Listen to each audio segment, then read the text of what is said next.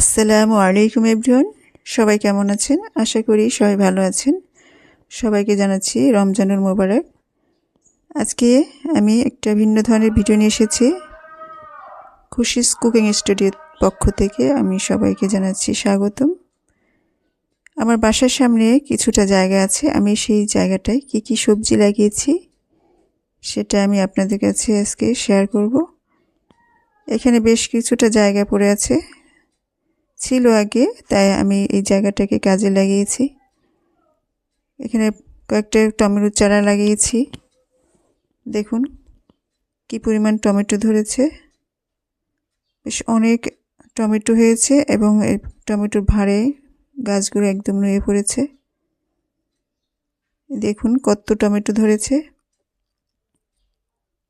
আর এদিকে আরও লাগিয়েছি বেগুনের চারা লাগিয়েছি, বেগুনও খেয়েছি কয়েকটা।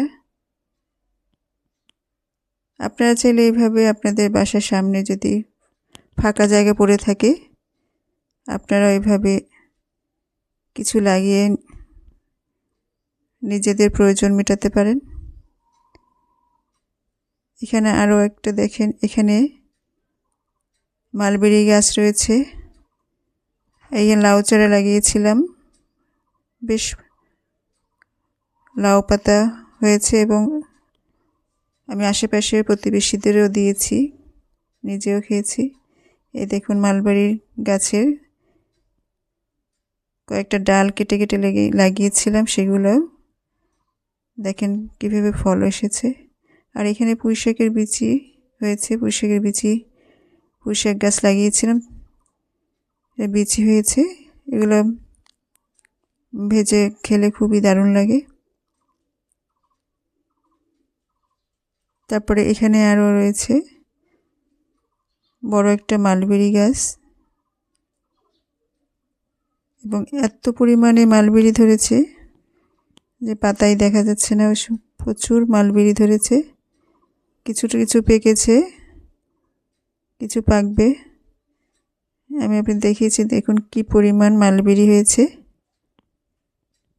এবার আপনারা ফলের চাষও করতে পারেন বা সবজির চাষ নিজেরা ফাঁকা জায়গায় এভাবে লাগিয়ে নিজেরা খেতে পারেন। কারণ এসব ফল বা সবজি বাজার থেকে কিনতে গেলে প্রচুর টাকা প্রয়োজন হয়, আর আজকাল সব কিছুরই দাম বেড়ে গেছে। এদিকে দেখুন ছোট্ট একটা মালবেরি গাছে ফল ধরেছে। এই ডালগুলো যেখানে লাগিয়ে দিই সেখানেই ফল ধরছে এবং এগুলো একটু খেতে একটু টকটক টাইপের, কিন্তু এগুলো অনেক পুষ্টিকর। আর এইখানে দেখুন ধনেপাতা লাগিয়েছিলাম, অনেক খেয়েছি আর কিছুটা রেখে দিয়েছি। এই ধনেগুলো সংগ্রহ করতে হবে শুকিয়ে গেলে এবং আবার লাগানো যাবে, তো এগুলো শুকানোর জন্য রেখে দিয়েছি। এখানে কিছু বীজ ফেলেছি, মরিচের বিচি।